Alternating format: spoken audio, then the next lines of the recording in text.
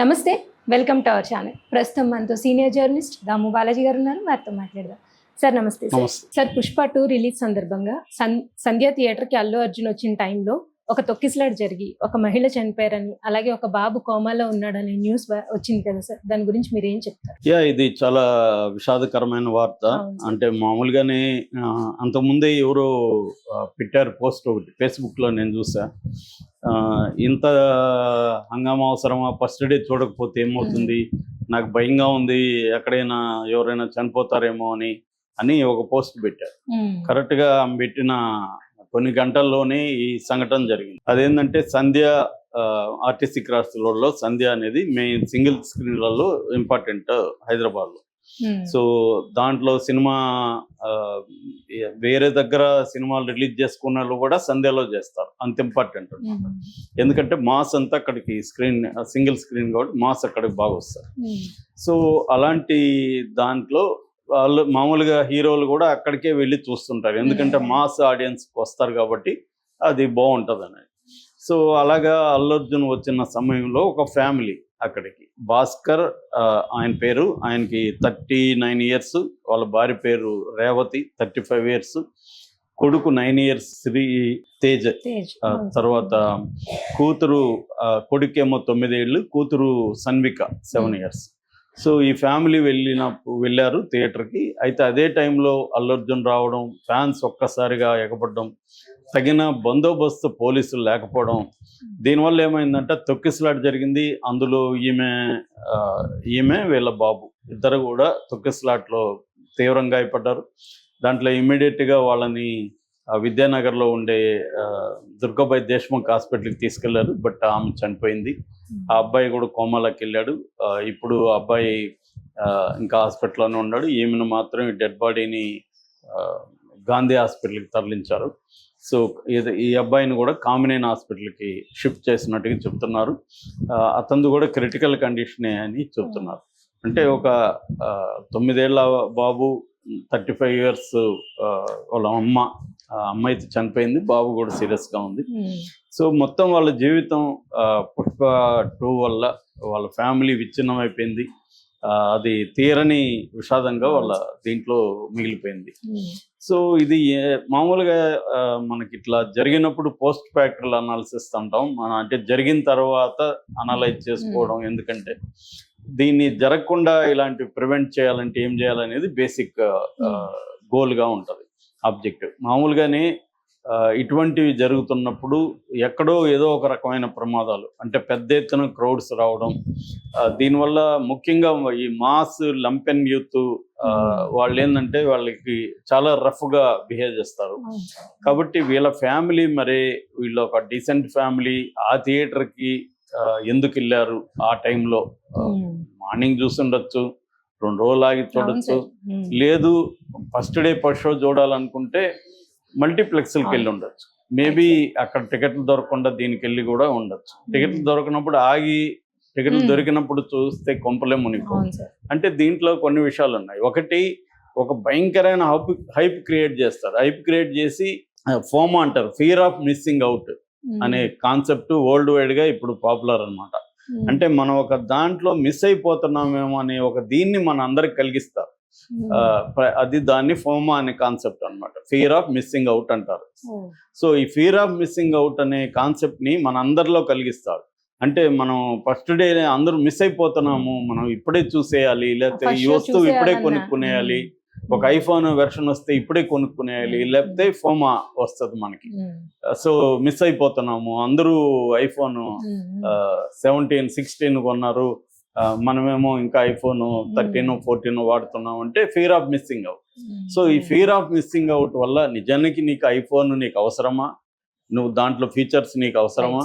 అంత డబ్బులు పెట్టడం దానికి అవసరమా? దాంట్లో 20% పెడితే కూడా అదే ఫీచర్స్ నీకు అందుబాటులో ఆండ్రాయిడ్లో ఉంటాయి. కానీ మొన్న కూడా ఎవరో ఒక అతను నన్ను కలిసినప్పుడు ఏదో మాట్లాడుతుంటే అతను పక్కకు పిలిచి, దాము నాకు అసలు ఐఫోన్ నా దగ్గర ఉంది కానీ నాకు వాడడమే రాద్దాము అని నా దగ్గర కన్ఫెస్ చేశాడు.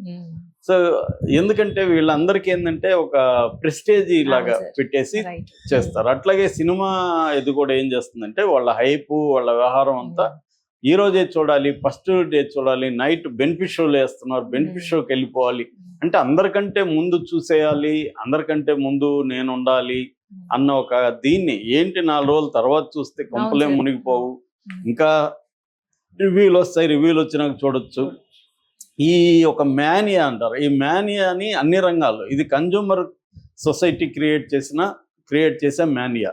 ఎందుకంటే కన్జ్యూమర్ ఇవాళ ఉన్న మొత్తం మన ఎకనామీ అనేది గతంలో ప్రొడక్షన్ సెంటర్ ఎకనామీగా ఉన్నింది, అంటే ఉత్పత్తి కేంద్రంగా ఆర్థిక వ్యవస్థ ఉండేది, దాన్ని పెట్టుబడిదారి విధానం, ఉత్పత్తి కేంద్రంగా పెట్టుబడి క్యాపిటలిజం అనేది ఉండేది. ఇవాళ కన్జంప్షన్ కేంద్రంగా క్యాపిటలిజం మారిపోయిందని జిగ్మండ్ బౌమన్ అని ఒక ఆయన లిక్విడ్ మోడర్నిటీ అనే ఒక థియరీని చేశాడు.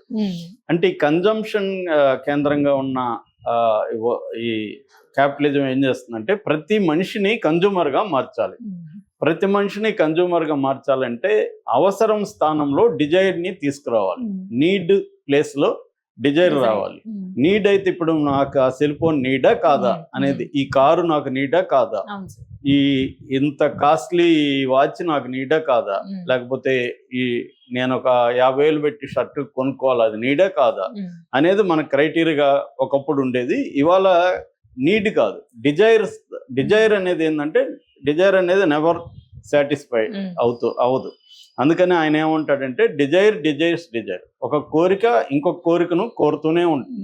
అంటే ఇప్పుడు నాకు కారు కొనాలని కోరిక, నేను ఒక కారు షిఫ్ట్ కొన్నాను అనుకో, మారుతి షిఫ్ట్, ఆ కోరిక ఇంకా చచ్చిపోవాలి కదా, కారు వచ్చేసింది కదా, కానీ ఈ కోరిక ఇంకొక పెద్ద కారు, ఇంకొక రిచ్ కారు, ఇది నెవర్ ఎండింగ్ వ్యవహారం అన్నమాట.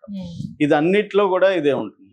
సో ఇలాగా మనుషుల్ని తయారు చేయడం వల్ల ఏమవుతుందంటే మనం ఒక మనం కూడా ఒక ప్రోడక్ట్గా మారిపోతున్నాం, మనుషులు కూడా ఒక ప్రోడక్ట్గా మారిపోతున్నారు అనేది కూడా ఆయన చెప్తాడు. ఇలాగా కన్జ్యూమర్స్గా మార్చేసే సొసైటీలో ఈ ఫోమా అనే కాన్సెప్ట్ని, ఫియర్ ఆఫ్ మిస్సింగ్ అవుట్ అనే కాన్సెప్ట్ని వాళ్ళు ప్రవేశపెట్టారు. దాన్ని అందరూ మనం గుడ్డిగా ఆలోచించకుండా పరుగులు ఎత్తుతున్నాం.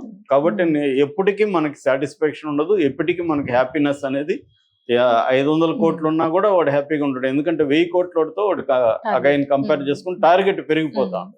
ఫస్ట్ టార్గెట్ ఏమో 500 కోట్లు, 1000 వస్తే మళ్ళీ 1000 కోట్లు, 1000 వస్తే ఇంకా ఇలాగా నెవర్ ఎండింగ్ అనమాట. సో అందువల్ల ఇలాంటి ఫ్యామిలీస్ కూడా ఏం చేస్తున్నారంటే వాళ్ళ పిల్లలు ఒత్తిడి కావచ్చు, ఇంకోటి కావచ్చు, బెనిఫిట్ షోకి వెళ్ళాలి, ఫస్ట్ షోకి వెళ్ళాలి, లేదా అల్లు అర్జున్ వస్తున్నాడు కాబట్టి వెళ్ళాలి, ఇలాంటి ఒక ఇది పిల్లలకు కూడా నో చెప్పే కల్చర్ అనేది పేరెంట్స్ అలవాటు చేయకపోతే ఏమవుతుందంటే మనం వాళ్ళకి సరెండర్ అయిపోతాం. వాళ్ళకి అది అర్థమై ఎమోషనల్ బ్లాక్మెయిల్ చేస్తూనే ఉంటారు. చిన్నప్పటి నుంచి నో చెప్పే కల్చర్ను కూడా పెంచాలి పేరెంట్స్. అది చేయరు, ఎందుకంటే పిల్లలు ఎక్కడ హర్ట్ అవుతారో, పిల్లల్ని ఏడుస్తారేమో, వాళ్ళని బాధ పెట్టకూడదు, ఇటువంటి పనికిమాలిన కాన్సెప్ట్లు ఉండడం వల్ల ఏమవుతుందంటే వాళ్ళకి నో చెప్పకుండా అలవాటు అయిపోయి రేపు పొద్దున వాళ్ళు ఎక్కడ నోని కూడా భరించలేక క్రిమినల్స్, లేకపోతే డిప్రెషన్, యాంగ్జైటీ, ఎందుకంటే ప్రపంచం అలాగ ఉండదు కదా, అనేక సార్లు మనకు ప్రపంచం నో చెప్తూ ఉంటుంది. సో ఇటువంటి కాన్సెప్ట్ లో ఈ మేబీ వీళ్ళు వెళ్ళుంటారు. అది ఒక యాంగిల్. రెండవ యాంగిల్ ప్రొటెక్షన్. ఇప్పుడు అల్లు అర్జున్ లాంటి వాడు వెళ్తున్నప్పుడు, నేను అక్కడికి వెళ్ళినప్పుడు అక్కడ లా అండ్ ఆర్డర్ పరిస్థితి ఎలా ఉంది, అక్కడ పోలీస్ సిస్టమ్ ఎలా, ఇవన్నీ అల్లు అర్జున్ లాంటి వాళ్ళు కూడా జాగ్రత్తలు తీసుకొని వెళ్ళాలి. లేకపోతే ఇప్పుడు ఇతను ప్రమోషన్ కోసం ఫ్యాన్స్ ని అలరించడం కోసం వెళ్ళినప్పుడు సైడ్ ఎఫెక్ట్ గా ఇటువంటి వైలెన్స్ చోటు చేసుకున్నప్పుడు ప్రాబ్లం అవుతుంది. అట్లాగా థియేటర్ వాళ్ళు ప్రతిసారి ఇలాంటివి రిలీజ్ అవుతూనే ఉంటాయి కదా, వాళ్ళకి ఐడియా ఉండాలి కదా. సో హీరో వచ్చినప్పుడు ఎలా ఉంటుంది, తగిన ప్రొటెక్షన్ వాళ్ళు ఎందుకు ఏర్పరచలేదు అనేది థియేటర్లకు ఉన్న ఇది. అట్లాగే పోలీసులకు కూడా ఎక్కువ మందిని అక్కడ కేటాయించడం ఇది జరగట్లా. ఇది చాలా చోట్ల ఇటువంటి క్రౌడ్ వెళ్ళి, మనం కూడా ఇంతకు ముందు కూడా చెప్పుకున్నాం, స్వాముల దగ్గర ఆ మధ్య కూడా 7-8 మంది చనిపోయారు బాబా దగ్గరికి వెళ్ళి. ఇటువంటివి అనేకం జరుగుతున్నాయి. క్రౌడ్ ఉన్న చోట దాన్ని ఆర్గనైజ్ చేయడం, ఈ క్రౌడ్ లో కూడా నేను ఇందాక చెప్పినట్టు ఫియర్ ఆఫ్ మిస్సింగ్ అవుట్ అని ముందుగా ఉండాలి అని పరిగెత్తడం. ఎవరు చెప్పారు ముందుగా ఉండాలని పరిగెత్తే నువ్వు శ్మశానానికే, నీ గోల్ శ్మశానం తప్ప ఇంకేం కాదని. సో ఇటువంటి దీంట్లో ప్రతి మనిషి కూడా ఆలోచించుకోవాలి, మనం ఎందుకు పరిగెత్తాలి, ఎందుకు ఫస్ట్ డే చూడాలి, ఎందుకు ఈ వస్తువును కొనాలి అన్న ఇది